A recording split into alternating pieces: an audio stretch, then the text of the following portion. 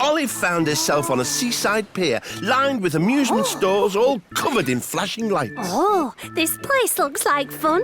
But where is everyone? Out from behind a counter appeared a man in a stripy waistcoat. Hello, and welcome to Cuthbert's Candy Hut. Hello, Cuthbert. I'm Olive. Oh, so what tickles your taste buds, Olive? Juicy jelly bear, a tasty stick of seaside rock, or the best candy floss on the whole pier? Oh, can I try the candy floss, please? Cuthbert poured a pink sugar mixture into his machine, spun it round in the bowl, dipped in a stick and gave Olive some bright pink candy floss. That's delicious. And that's not the only treat round here. Let me show you the rest of the pier. First, Cuthbert took Olive on the ghost train. Cake, that was some scary stuff. Next, they looked in the Hall of Mirrors, which turned Olive and Cuthbert into weird and wonderful wibbly-wobbly shapes. Last was the giant teacup ride. It spun so fast, it made them both really dizzy. Wow, that was fun. This pier's amazing, Cuthbert. Why is no one here enjoying themselves? Oh, no one visits the pier anymore. They're all too busy. At this rate, I'll have to close my candy hut forever. Well, look, here's someone. I'm sure they'll love the pier. All right, mister, got any candy floss, please? Said a boy. Cuthbert gave him some candy floss he'd already made. You serious, bro? That is tiny. This pier is rubbish. I'm off. Please, wait just a second. Cuthbert, your candy flosses are a bit small, but maybe I can help. Olive looked around. Giant spinning cups, big candy canes. I think I may have an idea.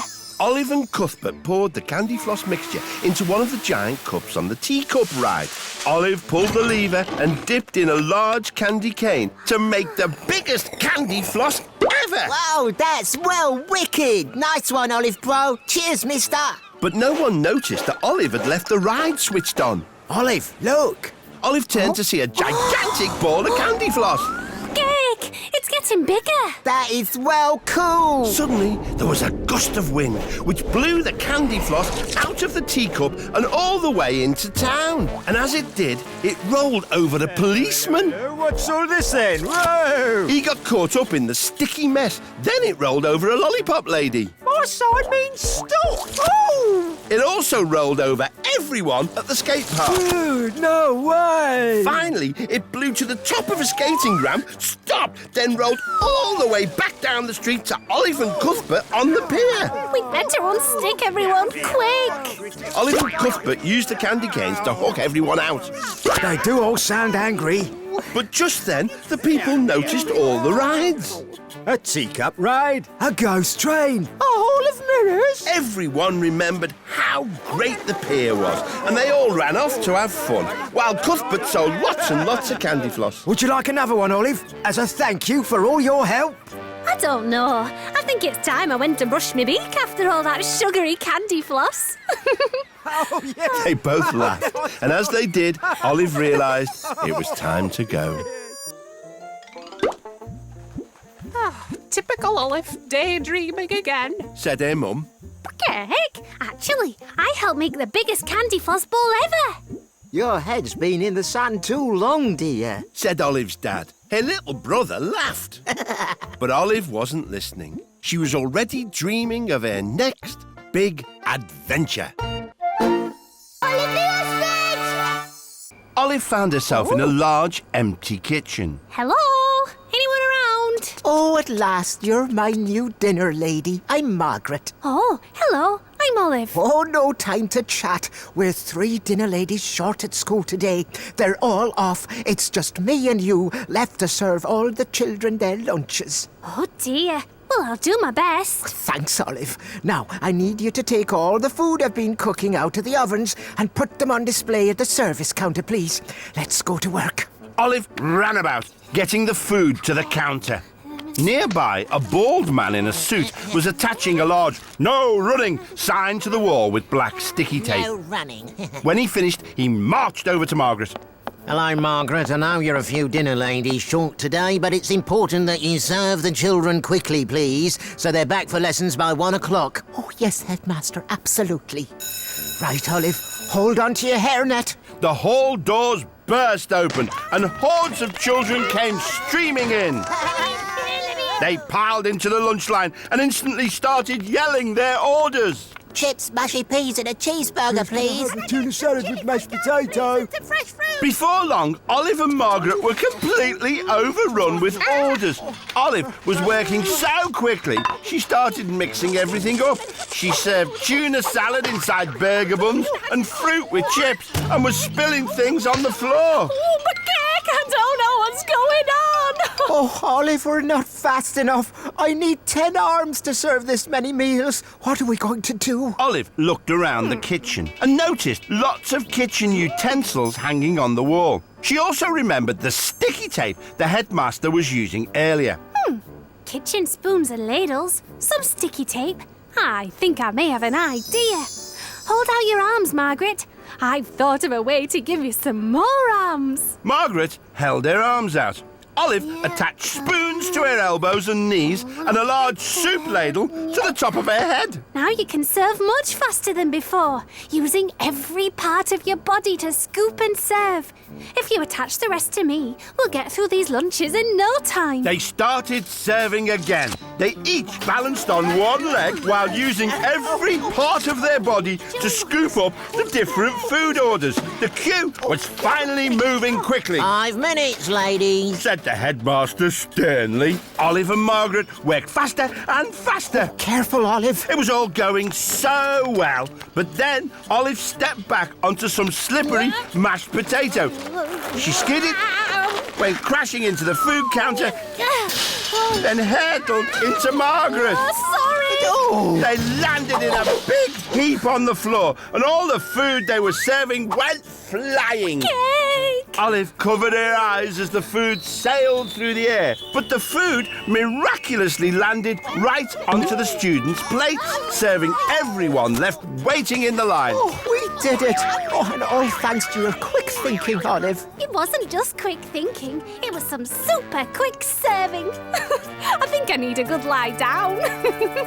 They both laughed, and as they did, Olive realised it was time to go. Typical Olive, daydreaming again. Said her mum. Cake, actually, I helped a dinner lady serve the school lunches. Your head's been in the sand too long, dear. Said Olive's dad. Her little brother laughed. But Olive wasn't listening. She was already dreaming of her next big adventure. Olive found herself on a huge lily pad in the middle of a pond. She was wearing a pointy hat and sparkly shoes. Nearby, some frogs were having a party. Cake, is this a birthday party? Oh, no, it's no one's birthday. Us frogs just love to dance and party. You can join us if you like. Yes, please. I love dancing. Almost as much as I love honey sandwiches, that is. As Olive danced and ate her sandwich, she noticed a little frog sitting all on his own. Hello, I'm Olive. What's your name? Ribbit Patterson. Why aren't you dancing? There's honey sandwiches too. And look, now everyone's catching flies.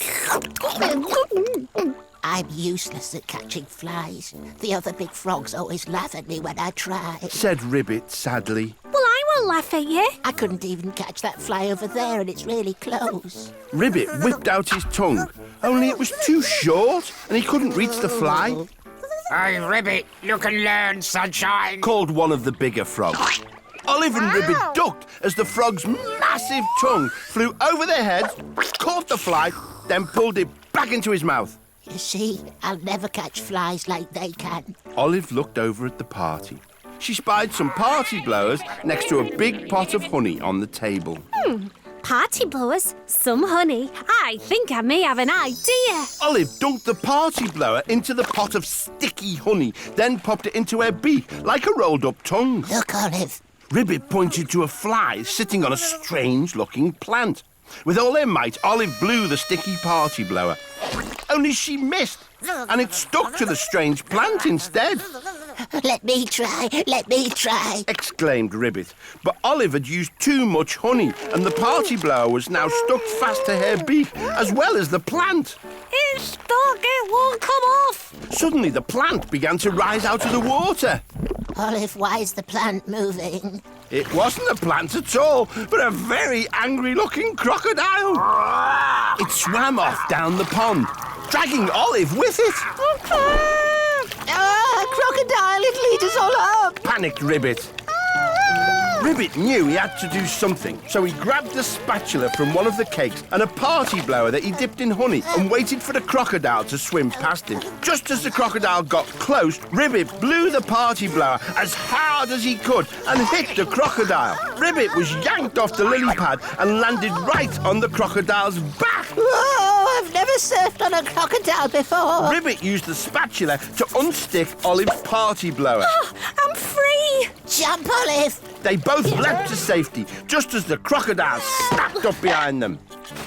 Oh, Ribbit, you were magnificent! Magnificent! He's the bravest frog on the whole pond. The big frogs lifted Ribbit onto their shoulders and declared him and Olive the party guests of honour. Good catch, Ribbit.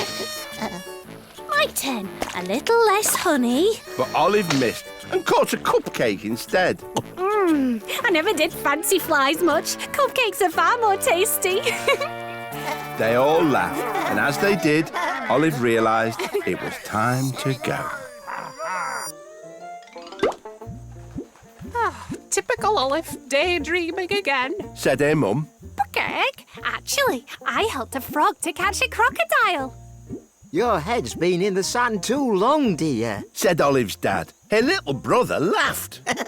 But Olive wasn't listening. She was already dreaming of her next big adventure. Olive found herself on a stage with lots of animals playing musical instruments. She was wearing a long black jacket with tails. At the front of the musicians, Olive could see a man waving his arms all over the place. Oh dear. Olive turned and saw an octopus playing a xylophone. She seemed to be getting her 8 legs in a terrible tangle. I'm Olive. Is everything okay? I'm Jenny. Oh, the conductor's going way too fast today. Is the conductor the man waving his arms around over there? That's him. Said a little mouse, frantically banging on a big bass drum next to Jenny. I'm Barry, and I can't keep up either. Olive watched the conductor. His arms were almost a blur. Where is the triangle that goes ting? Quick, the triangle. You'll have to play it. Jenny's too tangled up. Okay. How does it work? Just hit it with a little stick. The conductor pointed at Olive, and she hit the triangle. But then he went even faster until she couldn't keep up either. What happened to the big round thing that goes crash? He means those cymbals. Can you play them too? Just pick them up by the straps and crash them together. Like this? Not now, when I point at you. The orchestra kept playing, and the conductor kept conducting even faster. Triangle, cymbals, triangle, cymbals. Shouted the conductor at Olive. She had to run back and forth, switching between the two instruments as fast as she could. Finally, the piece was finished. The orchestra and Olive collapsed exhausted. But now the audience were coming in and finding their seats. That was only a rehearsal. They still had to play the piece all over again. This is a nightmare. My orchestra is exhausted. What are we going to do? But why is he still waving his arms? There was definitely something funny going on. So she decided to go and talk to the conductor. Excuse me, I'm Olive. Could you please slow down a bit? Slow down. No, I cannot do this because of the problem I am having with this pesky fly. The conductor swatted at a fly buzzing round his head, and Olive realised that was why he'd been waving his arms so fast. I can't get rid of it. A pesky fly, some cymbals. I think I may have an idea. Olive grabbed the cymbals and set off, chasing the fly through the orchestra, over the cellos, round the tubas, in between the violins and under the piano. Come here, fly! The fly was pretty fast, but Olive didn't give up. Then there was silence. Olive held the cymbals tightly together and listened. She could hear the fly buzzing around inside. The audience and orchestra all clapped loudly. That was the first ever performance of the Fly and Cymbal Concerto by Olive the Ostrich. The fly finally buzzed off, right out of the concert hall. Barry and Jenny ran over to Olive. Well done, Olive. You've got a real knack with those cymbals. Yes, that was amazing. It would be great if you could join our orchestra. Thanks for the offer, but I really must fly. They all laughed, and as they did, Olive realised it was time to go. Typical Olive, daydreaming again. Said her mum. Peg, actually, I caught a fly and played in an orchestra. Your head's been in the sand too long, dear. Said Olive's dad. Her little brother laughed. But Olive wasn't listening. She was already dreaming of her next big adventure. Olive was in a white room. There were lots of people bent into the same unusual pose, and everyone was laughing. I wonder what's so funny. Asked Olive. Just then, a big and smiley octopus glided over to Olive. Hello there, I'm Olive. Hey there, dude. My name's Ty-Dye and I'm a yoga teacher. I'm trying to teach my class some yoga poses like these pictures on the walls, but we can't stop laughing, you know. Oh, I love a good laugh. Oh, hey, me too, man. But yoga's meant to be practiced in silence. Problem is, every time I try and teach a new pose, this happens. Tie-Dye took a deep breath and lifted his tentacles. But as he breathed out, he released lots of bubbles and made a very funny noise. Everyone started giggling again, including Olive. Sorry, I see what you mean, Tie-Dye. Oh, because everyone laughs, my class can't hold the yoga poses long enough to exercise their muscles. You got any ideas, Olive? Olive looked around the room. A yoga class?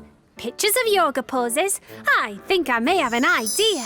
Tie-Dye, if you call out a pose, I can find it in the pictures and copy it. And then the class can copy me instead of you. Dude, that is an awesome idea. Just be careful, because you're new to yoga, okay? Will do. Olive stood on Tie-Dye's purple mat at the front of the class. Okay, first pose, the mountain. Olive scanned the pictures on the wall until she found one of the mountain. Got it.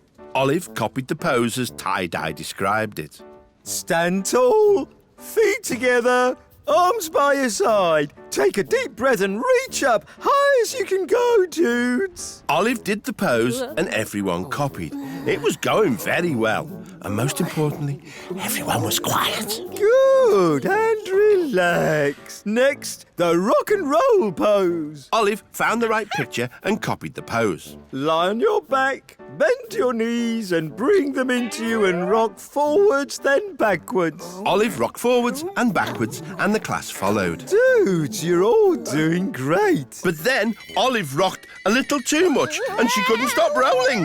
Gig, watch out! Olive rolled straight into one of the other pupils and they started rolling too, bumping into someone else. And soon everyone was rolling all over the place. Finally they stopped, but they were now all in very odd positions and laughing even more than before. Whoa, nice work, dudes. Oliver's put you in the trickiest position yet, the tree pose. Their tummy muscles hurt because of all the laughing. Okay, everyone, relax. Tie-Dye and the class were extremely happy and they all felt they'd had a really good workout. Brilliant class. Yeah, best ever. Thanks for all your help, Olive. Turns out laughing yoga is the best kind after all. Maybe my bubbles aren't such a bad thing. That was certainly the funniest workout I've ever had, dude.